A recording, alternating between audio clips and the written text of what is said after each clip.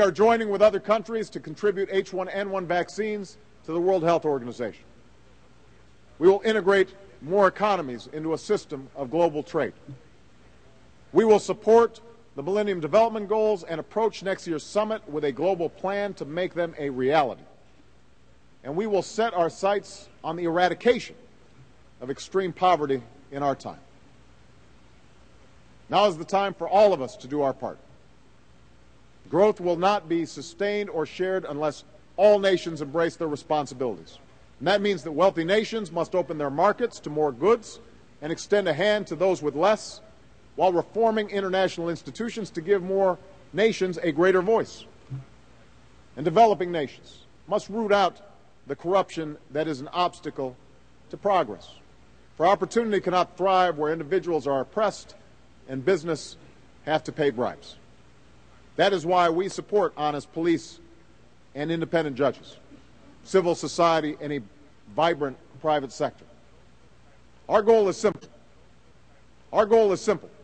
A global economy in which growth is sustained and opportunity is available to all.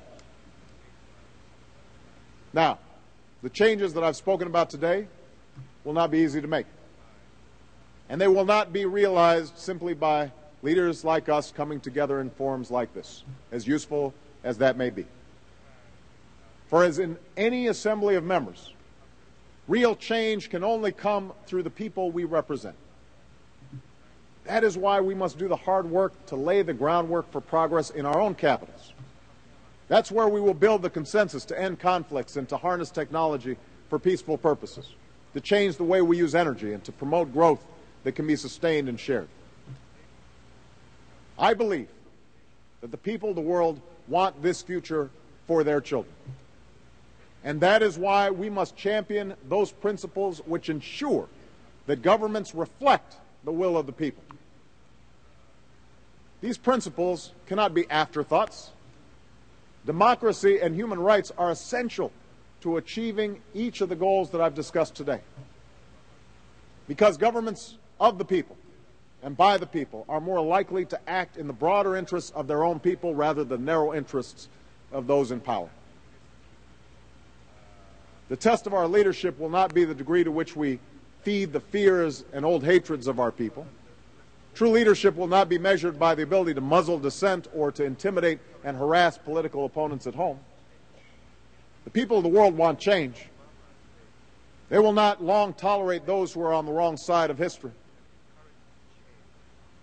This Assembly's charter commits each of us, and I quote, to reaffirm faith in fundamental human rights, in the dignity and worth of the human person, in the equal rights of men and women. Among those rights is the freedom to speak your mind and worship as you please, the promise of equality of the races, and the opportunity for women and girls to pursue their own potential, the ability of citizens to have a say in how you are governed and to have confidence in the administration of justice.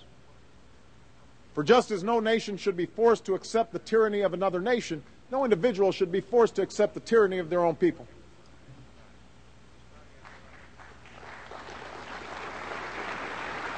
As an African American, I will never forget that I would not be here today without the steady pursuit of a more perfect union in my country.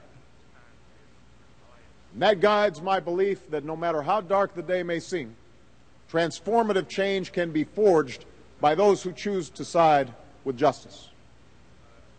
And I pledge that America will always stand with those who stand up for their dignity and their rights, for the student who seeks to learn, the voter who demands to be heard, the innocent who longs to be free, the oppressed who yearns to be equal. Democracy cannot be imposed on any nation from the outside. Each society must search for its own path, and no path is perfect. Each country will pursue a path rooted in the culture of its people and in its past traditions. And I admit that America has too often been selective in its promotion of democracy. But that does not weaken our commitment. It only reinforces it. There are basic principles that are universal. There are certain truths which are self-evident. And the United States of America will never waver in our efforts to stand up for the right of people everywhere to determine their own destiny.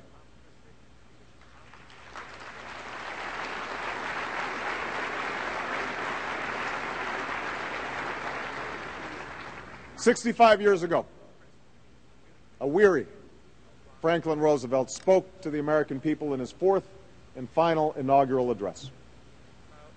After years of war, he sought to sum up the lessons that could be drawn from the terrible suffering, the enormous sacrifice that had taken place. We have learned, he said, to be citizens of the world, members of the human community. The United Nations was built by men and women like Roosevelt from every corner of the world, from Africa and Asia, from Europe to the Americas. These architects of international cooperation had an idealism that was anything but naive. It was rooted in the hard-earned lessons of war, rooted in the wisdom that nations could advance their interests by acting together instead of splitting apart.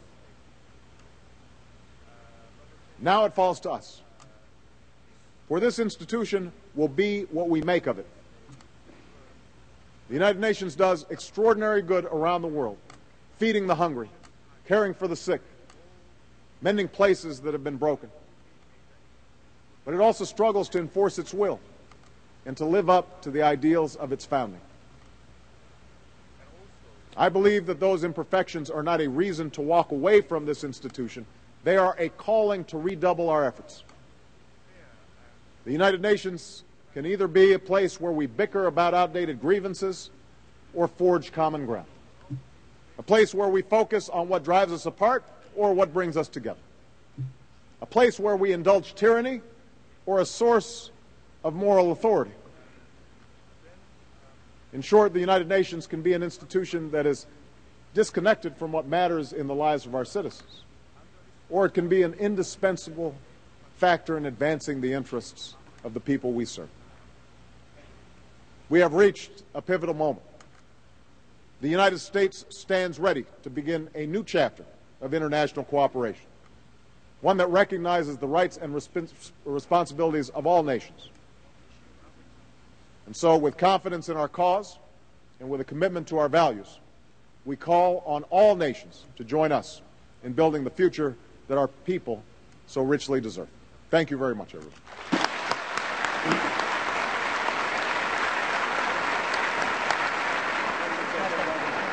Thank you very much. Thank you very much. Thank you.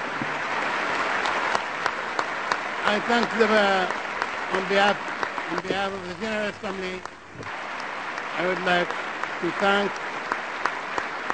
President Obama, the President of the United States of America, for his statement. Thank you.